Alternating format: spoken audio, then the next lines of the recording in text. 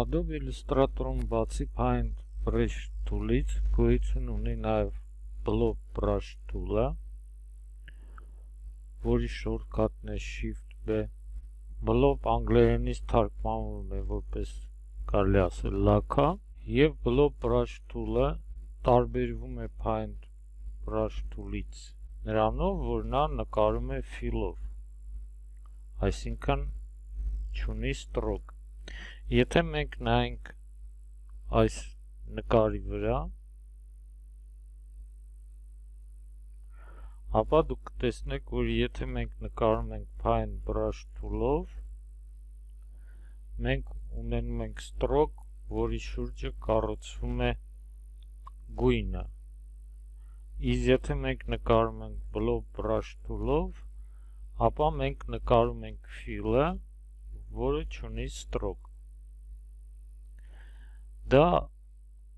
ավելի լավ հասկանալու համար եկեք հասկանանք Adobe Illustrator-ում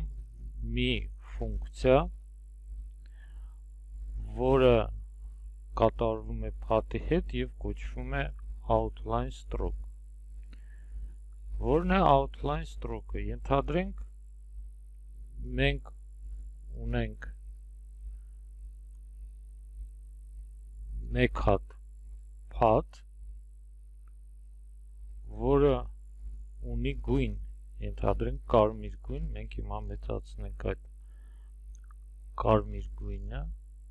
լայնացնենք ստրոկը։ Եվ դուք ինչպես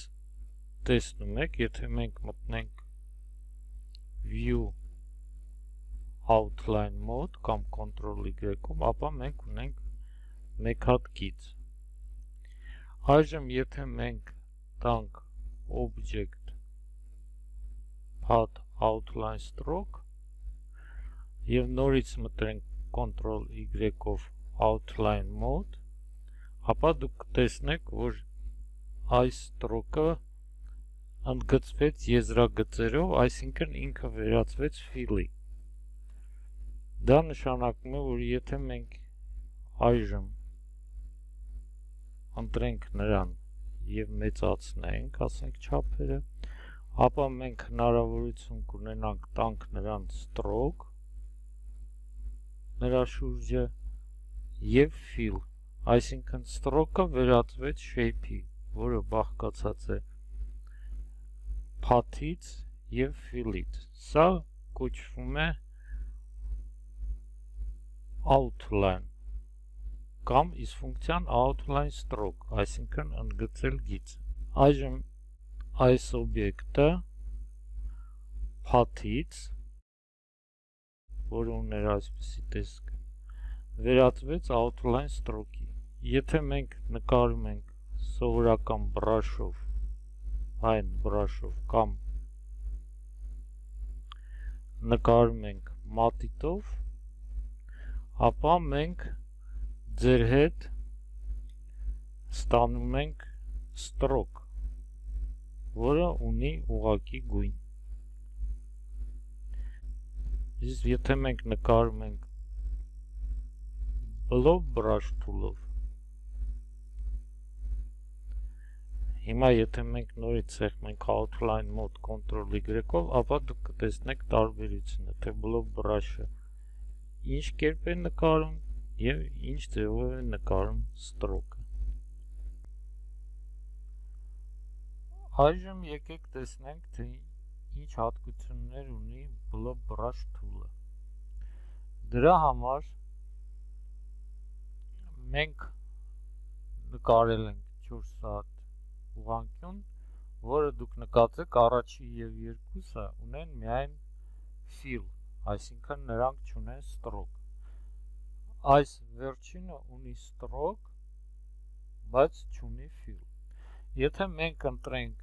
Block Brush tool-ը եւ բացենք layer-ները, անջատենք layer-ները, որպեսզի նրանց լավ տեսնենք, ապա եթե մենք Block Brush tool-ով նկարում ենք նույն գույնով, ինչ որ այս ուղղանկյունը ինչ գույն որ ունի, այժմ նաև այդ գույնը ունի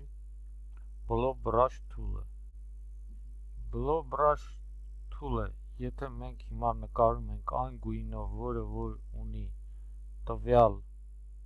ուղղանկյունը, ապա դուք տեսնում եք, որ նա ձուլվում է այդ ուղղանկյունի հետ,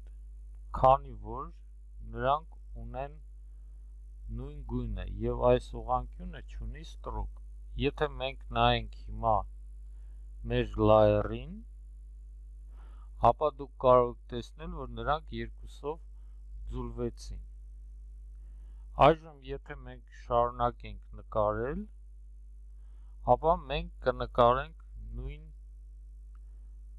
խմբի մեջ, այսինքն նույն տեղը layer-ների եւ ինչպես տեսնում եք, այստեղ layer չի ավելանում։ Եթե մենք նկարում ենք դուրս, ապա մեր մոտ հայտնվում է այստեղ layer։ Այժմ եթե մենք ունենք մեկ այլ ուղղանկյուն, որը չունի fill, այլ ունի stroke, եւ քանի որ Blow Brush tool-ը նկարում է այդ գույնով fill-ով, այսինքն լցնելով, ապա նա հնարավորություն չունի ձուլվելու կամ merge անելու այս ուղղանկյունի հետ։ Եվ նրանք լինում են տարբեր layer-ներում։ Բացի դրանից, եթե մենք հիմա Ctrl-Z անենք, գանք մեր սկզբնական վիճակի, Blow Brush tool-ը նկարում է layer-ների հերթականությամբ։ Ինչ է դա նշանակում։ Այստեղ եթե մենք հիմա նայենք layer-ներում, ապա նրանց դասավորությունը դուք տեսնում եք ինչպես է։ Երկու կարմիր ուղղանկյունը գտնվում են ներքևի layer-ներում, որի վրա այս երկու ուղղանկյուն։ Եթե մենք հիմա ընտրենք այս գույնը, Blow Brush-ը, վերցնենք այդ դրոփերը եւ ընտրենք այս գույնը, այժմ նկարենք Blow Brush tool-ին, ապա եթե ես նկարում եմ,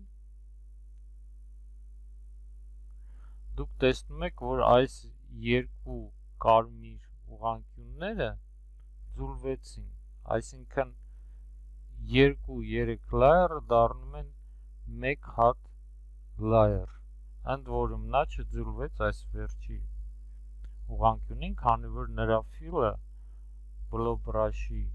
գույնի fill-ը իրար չէին համապատասխանում։ Այսինքն tool-ով նկարելու համար նաև նշանակություն ունի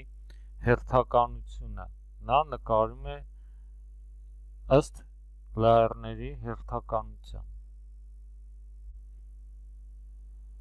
Blow Brush tool-ի shortcut-ը չափը մեծացնելու համար դա քառակուսի հակագծերն են կամ ձևավոր ստեղնաշարի վրա, որի օգնությամբ դուք որպես վրձին կարող եք իր հետ աշխատել։ Այժմ եթե դուք սա նկարել եք սև գույնով, եթե դուք նկարեք նաև կողքը նույն սև գույնով, մենք մտնենք Ctrl-Y outline, ապա դուք այժմ կարող եք տեսնել, թե ինչպես մենք ստանում ենք մեկ օբյեկտ։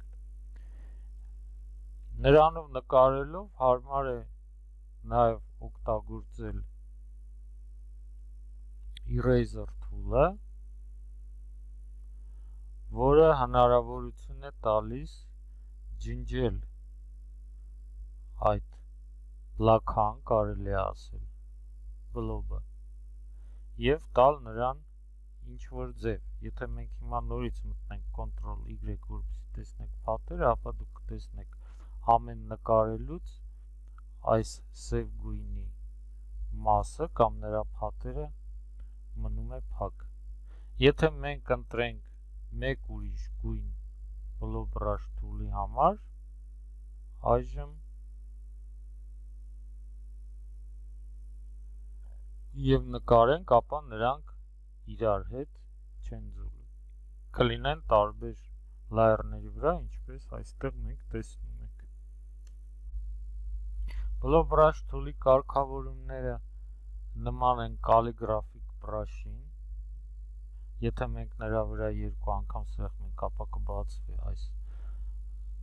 վահանակը։ Այստեղ կարելի է ընտրել Keep Selected,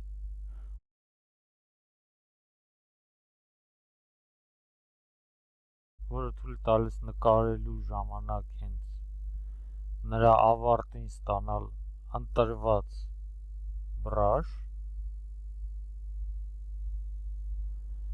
Բացի դրանից նա հնարավորություն ունի ձուլելու միայն այն ստրոկերը, որոնք ընտրված են, այսինքն եթե հիմա ընտրված են այս երկուսը եւ դուք նկարեք, ապա կձուլվեն այս ընտրված օբյեկտները, ինչպես դուք հիմա տեսնում եք։ Այս layer-ում ես նկարում եմ եւ այս երկու օբյեկտները իրար ձուլվում են։ Նրա բրաշի ձևը նաեւ կարելի է ընտրել այստեղից, ֆիքսված փոխելով չափերը, կամ ընտրել random պատահական փոփոխելով այն չափերը, որը ինքը կարող է ընդունել ամենամեծը, այսինքն այսքանից այսքան, սա թաբլետով նկարելու համար, եւ բացի դրանից ստեղ կա ինչպես բրաշի եւ մատիտի մոտ accurate եւ smooth, որը թույլ է տալիս նկարել hard կորեր, որը իլյուստրատորը կհարթացնի, կամ եթե մենք դնենք accurate, ապա մենք կստանանք ավելի ճիշտ վրձինի տեսք, որը կրկնում է մեր ձեռքի շարժումը, ինչպես դուք տեսնում եք, եւ համապատասխան կետերի քանակը դնում է այնպես, որպեսզի նա պահպանի մեր իրական վրձնի շարժումը։